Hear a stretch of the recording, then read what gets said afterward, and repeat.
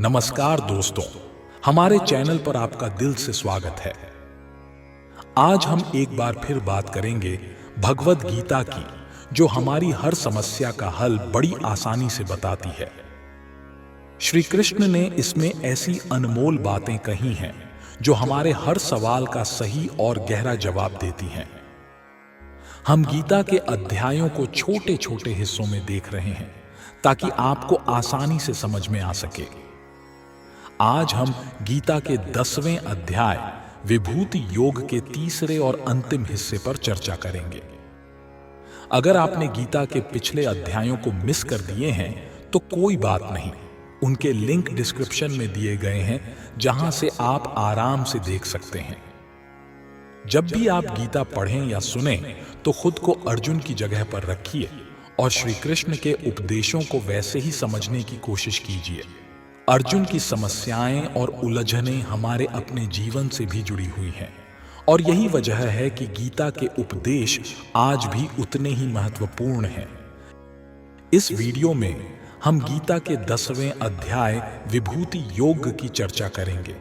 इसमें श्री कृष्ण अपनी दिव्य शक्तियों और अद्भुत स्वरूपों का वर्णन करते हैं। वह बताते हैं कि वे सभी जीवों में विद्यमान हैं और उनके विभिन्न रूपों और गुणों के माध्यम से ब्रह्मांड में व्याप्त हैं।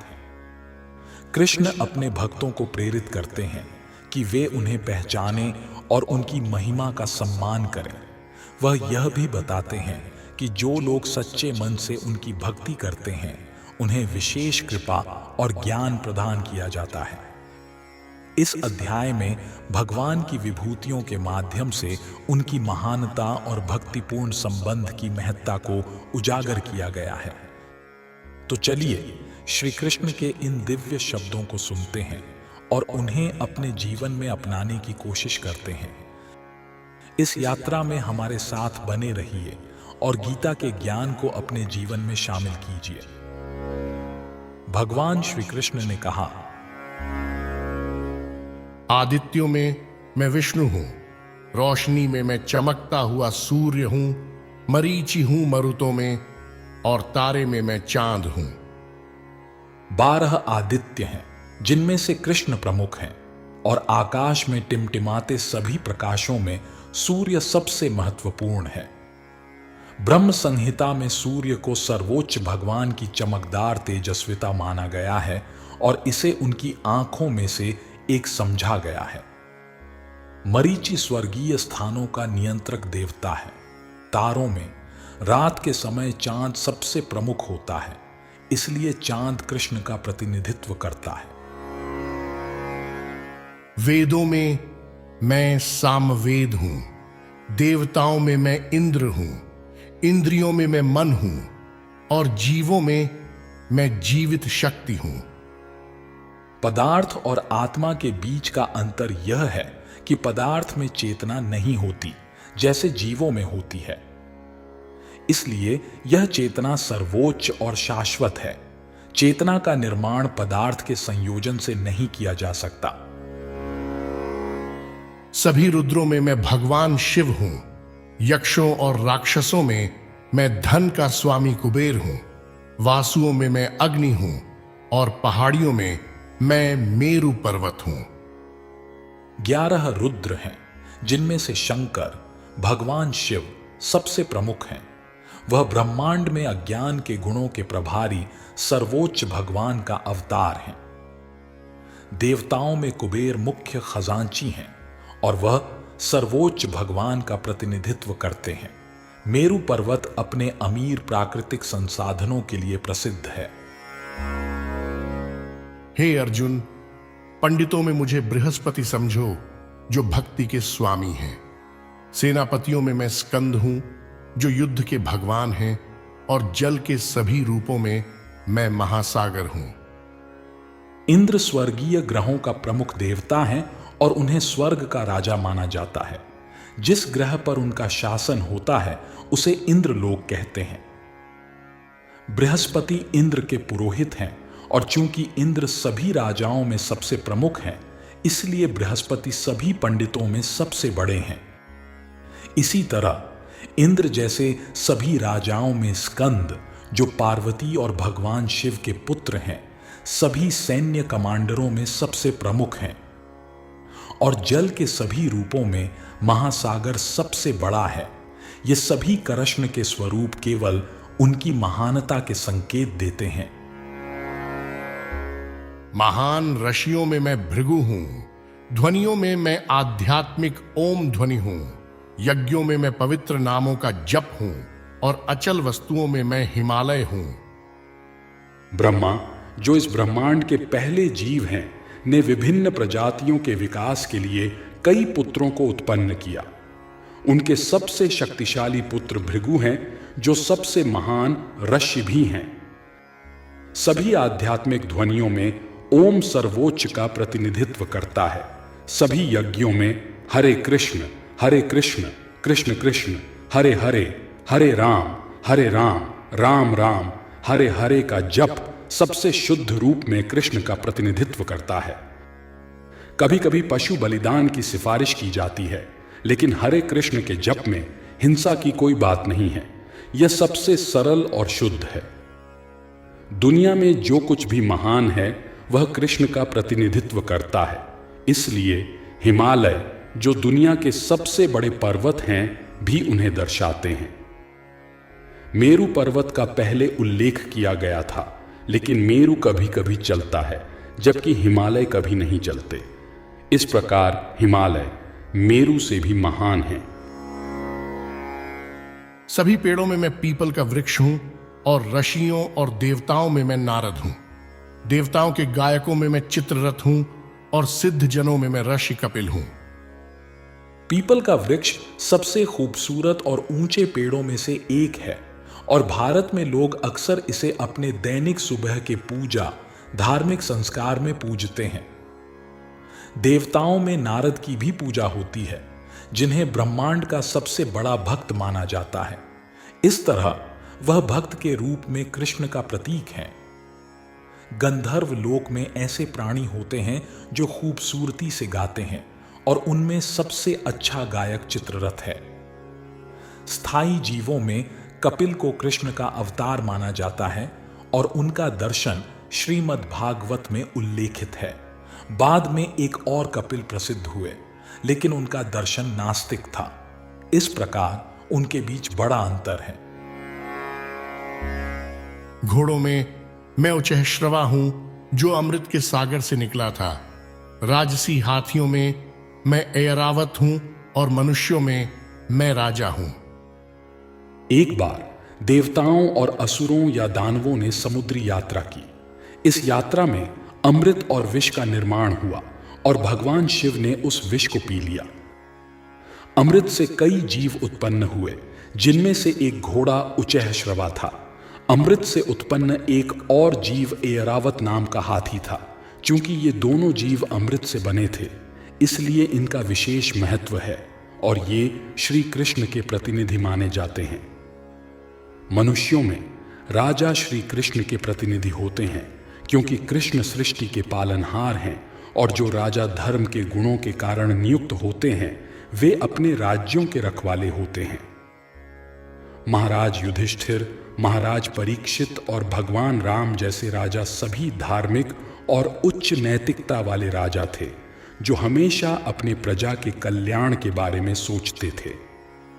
वेदों में राजा को भगवान का प्रतिनिधि माना गया है। हालांकि इस युग में धर्म के सिद्धांतों में भ्रष्टाचार के कारण राजतंत्र कमजोर हो गया है और अब इसे समाप्त किया जा चुका है। लेकिन यह समझना चाहिए कि अतीत में लोग धर्मी राजाओं के अधीन अधिक खुश रहते थे। हथियारों में मैं वज्र हूं, गायों में मैं सुरभि हूं जो भरपूर दूध देती हैं। संतान उत्पन्न करने वालों में मैं कामदेव हूं जो प्रेम के देवता हैं, और नागों में मैं वासुकी हूं जो सबसे प्रमुख हैं। वज्र वास्तव में एक शक्तिशाली हथियार है जो कृष्ण की शक्ति का प्रतीक है। कृष्ण लोक जो आध्यात्मिक आकाश में है, वहां ऐसी गायें हैं जिन्हें कभी भी दूध दिया जा सकता है और ये जितना चाहें उतना दूध देती हैं। निश्चित रूप से ऐसी गायें इस भौतिक दुनिया में नहीं है, लेकिन उनका उल्लेख कृष्ण लोक में किया गया है। भगवान के पास कई ऐसी गायें होती हैं जिन्हें सुरभि कहा जाता है। कहा गया है कि भगवान सुरभि गायों का पालन कर रहे हैं। कंदर्प प्रेम की वह इच्छा है जो अच्छे संतान के लिए होती है, इसलिए कंदर्प कृष्ण का प्रतिनिधित्व करता है। कभी कभी केवल इंद्रिय सुख के लिए शारीरिक संबंध बनाना होता है। ऐसा संबंध कृष्ण का प्रतिनिधित्व नहीं करता, लेकिन अच्छे बच्चों के जन्म के लिए किया गया संबंध कंदर्प कहलाता है और वह कृष्ण का प्रतिनिधित्व करता है। स्वर्गीय नागों में मैं अनंत हूं, जल के देवताओं में मैं वरुण हूं, दिवंगत पूर्वज में मैं आर्यमा हूं और नियमों का पालन करने वालों में मैं यम हूं, जो मृत्यु के देवता हैं। स्वर्गीय नागों में अनंत सबसे महान है और जल के देवताओं में वरुण सबसे प्रमुख हैं। ये दोनों कृष्ण का प्रतिनिधित्व करते हैं। पूर्वजों के समूह में आर्यमा है जो कृष्ण का प्रतिनिधित्व करते हैं। कई जीव ऐसे होते हैं जो दुष्टों को सजा देते हैं और उनमें यम प्रमुख हैं। यम एक ऐसे ग्रह पर रहते हैं जो इस पृथ्वी के करीब है और जो लोग मृत्यु के बाद बहुत पापी होते हैं उन्हें वहां ले जाया जाता है, जहां यम उनके लिए अलग अलग प्रकार की सजाएं निर्धारित करते हैं। दैत्यों में मैं भक्त प्रहलाद हूं, अधीन करने वालों में मैं समय हूं, जानवरों में मैं सिंह हूं और पक्षियों में मैं गरुड़ हूं, जो विष्णु का पंख वाला वाहक है। दिति और अदिति दो बहनें हैं। अदिति के पुत्रों को आदित्य कहा जाता है और दिति के पुत्रों को दैत्य कहते हैं। सभी आदित्य भगवान के भक्त होते हैं, जबकि सभी दैत्य नास्तिक होते हैं। हालांकि प्रहलाद दैत्य परिवार में पैदा हुए थे, लेकिन वह बचपन से ही एक महान भक्त थे। उनकी भक्ति और दिव्य स्वभाव के कारण उन्हें कृष्ण का प्रतिनिधि माना जाता है। कई अधीन करने वाले सिद्धांत होते हैं, लेकिन समय सभी चीजों को समाप्त कर देता है, इसलिए वह भी कृष्ण का प्रतिनिधित्व करता है। जानवरों में सिंह सबसे शक्तिशाली और भयंकर होता है और लाखों प्रकार के पक्षियों में गरुड़, जो भगवान विष्णु का वाहक है, सबसे महान है। शुद्ध करने वालों में मैं वायु हूं, शस्त्र चलाने वालों में मैं राम हूं, मछलियों में मैं शार्क हूं और बहने वाली नदियों में मैं गंगा हूं। सभी जलीय जीवों में शार्क सबसे बड़ी और इंसान के लिए सबसे खतरनाक होती है, इसीलिए शार्क भगवान कृष्ण का प्रतीक है। नदियों में भारत की सबसे बड़ी नदी मां गंगा है। भगवान रामचंद्र, जो रामायण के पात्र हैं और कृष्ण के अवतार हैं, सबसे शक्तिशाली योद्धा हैं। हे अर्जुन, सभी रचनाओं में मैं शुरुआत, अंत और मध्य हूं। सभी विज्ञानों में मैं आत्मा का आध्यात्मिक विज्ञान हूं और तर्क शास्त्रियों में मैं अंतिम सत्य हूं। सभी रचित रूपों में कुल भौतिक तत्वों की रचना सबसे पहले महाविष्णु द्वारा होती है और उनका विनाश भगवान शिव करते हैं। ब्रह्मा द्वितीय सृष्टा हैं। ये सभी रचित तत्व परमेश्वर की भौतिक गुणों के विभिन्न अवतार हैं, इसलिए वह सभी रचना का आरंभ, मध्य और अंत हैं। आत्मा के आध्यात्मिक विज्ञान के बारे में कई साहित्य हैं, जैसे 4 वेद, वेदांत सूत्र, पुराण, श्रीमद् भागवत और गीता। ये सभी कृष्ण के प्रतिनिधि हैं। तर्कशास्त्रियों में विभिन्न तर्क के स्तर होते हैं। सबूत की पेशकश को जब कहते हैं, एक दूसरे को पराजित करने का प्रयास वितंड कहते हैं और अंतिम निष्कर्ष को वाद कहते हैं। अंतिम सत्य, सभी तर्क प्रक्रियाओं का अंत, कृष्ण है। अक्षरों में मैं अ हूं और युग्म शब्दों में मैं द्विवचन हूं। मैं अविराम समय भी हूं और सृष्टाओं में मैं ब्रह्मा हूं, जिनके अनेक मुख हर दिशा में घूमते हैं। अकार संस्कृत वर्णमाला का पहला अक्षर है, जो वेदों की साहित्यिक शुरुआत है। बिना अकार के कोई भी ध्वनि नहीं निकल सकती, इसलिए यह ध्वनि की शुरुआत है। संस्कृत में कई युग्म शब्द होते हैं, जिनमें से द्वंद्व शब्द, जैसे कि राम कृष्ण को द्वंद्वः कहा जाता है। उदाहरण के लिए राम और कृष्ण की ध्वनि समान होती है, इसलिए इन्हें द्वंद्व कहा जाता है। हर प्रकार के मार्ग में समय सबसे बड़ा है, क्योंकि समय सब कुछ समाप्त कर देता है। समय कृष्ण का प्रतिनिधि है, क्योंकि समय के अनुसार एक बड़ा अग्निकांड होगा और सब कुछ नष्ट हो जाएगा। सृष्टाओं और जीवों में ब्रह्मा सबसे प्रमुख हैं। विभिन्न ब्रह्मा 4, 8, 16 आदि सिर दिखाते हैं और ये अपने अपने ब्रह्मांडों के मुख्य सृष्टा होते हैं। ब्रह्मा कृष्ण के प्रतिनिधि हैं। मैं सभी को समाप्त करने वाला मृत्यु हूं और मैं सभी चीजों का जनक हूं जो अभी बननी बाकी हैं। महिलाओं में मैं हूं नाम, धन, वाणी, स्मृति, बुद्धि, विश्वास और धैर्य। जैसे ही एक आदमी का जन्म होता है, वह हर पल मरता है। इस प्रकार मृत्यु हर जीव को हर पल निगल रही है, लेकिन आखिरी पल को ही हम मृत्यु कहते हैं। वही मृत्यु कृष्ण है। सभी जीवों की प्रजातियां 6 मूलभूत परिवर्तनों से गुजरती हैं। वे जन्म लेते हैं, बढ़ते हैं, कुछ समय तक रहते हैं, प्रजनन करते हैं, घटते हैं और अंततः समाप्त हो जाते हैं। इनमें से पहला परिवर्तन गर्भ से मुक्त होना है और वही कृष्ण है। पहला जन्म भविष्य की सभी गतिविधियों की शुरुआत है।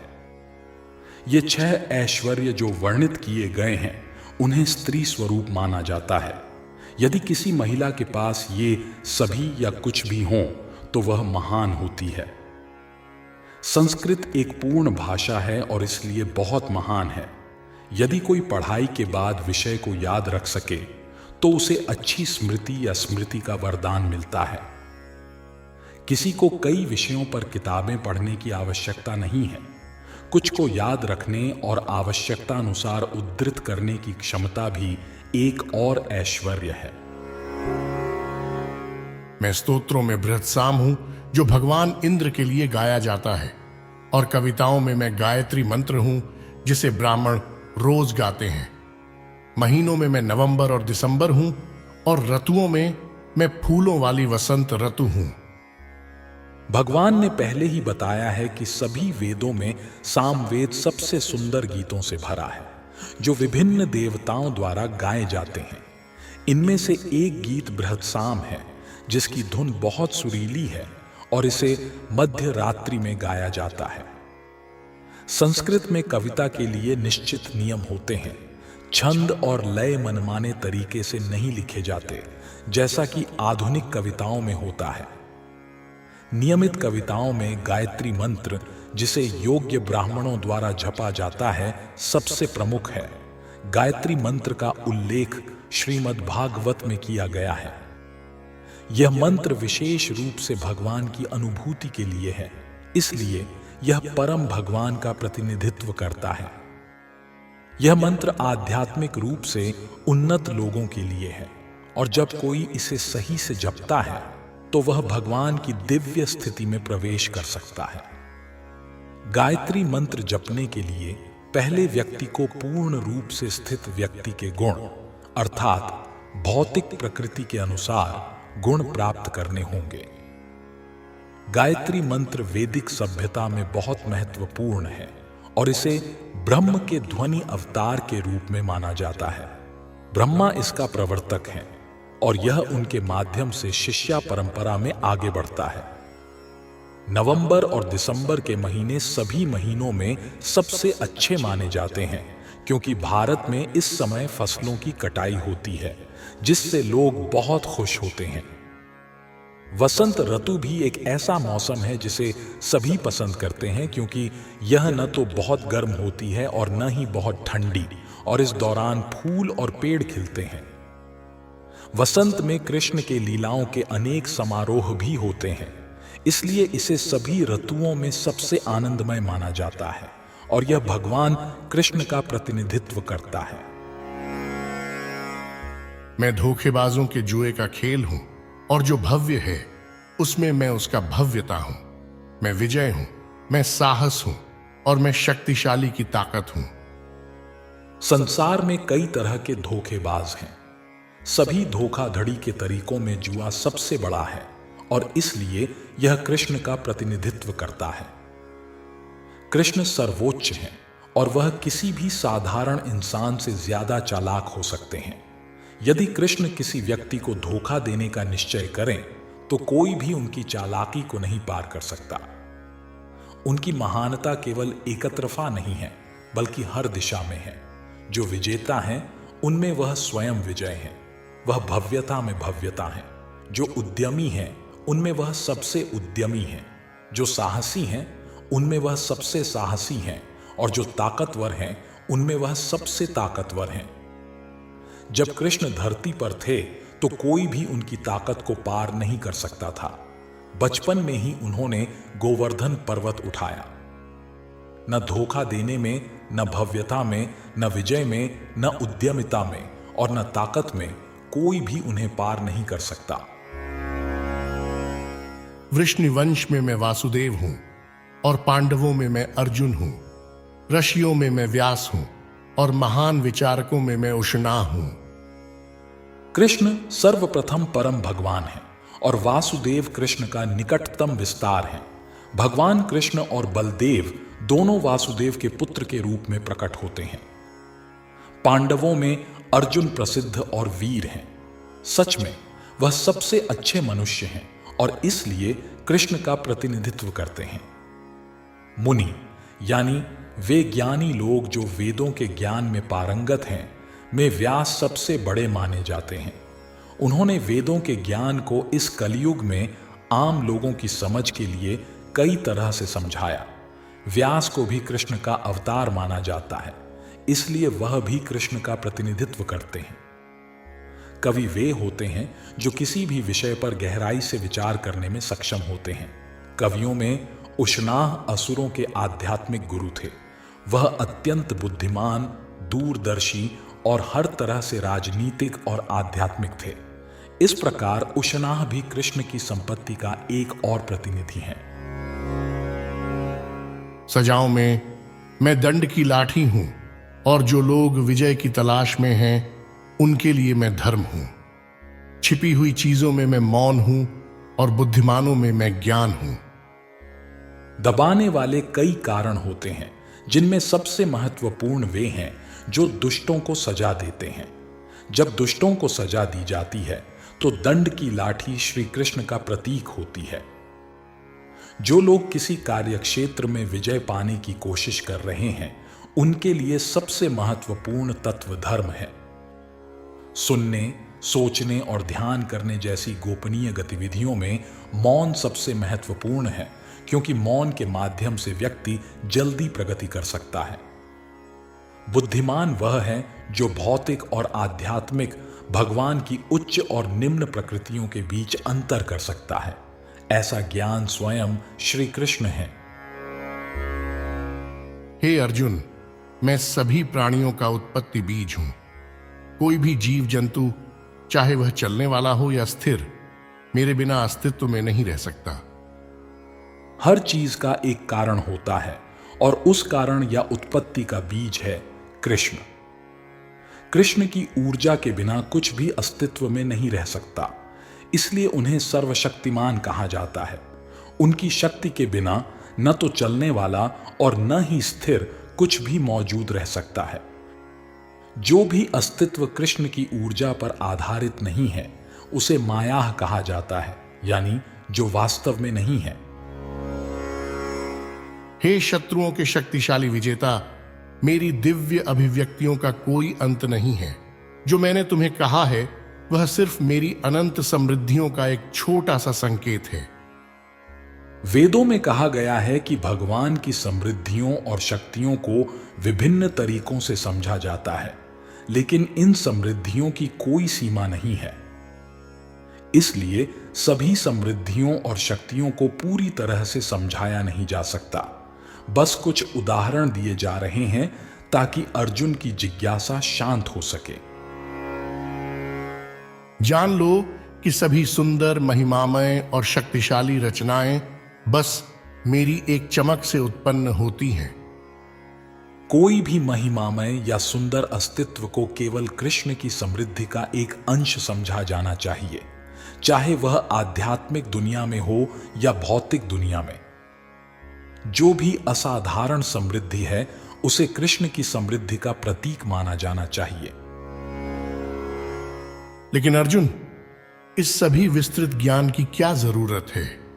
मैं अपने एक छोटे से अंश से इस पूरे ब्रह्मांड में व्याप्त हूं और इसे समर्थन करता हूं।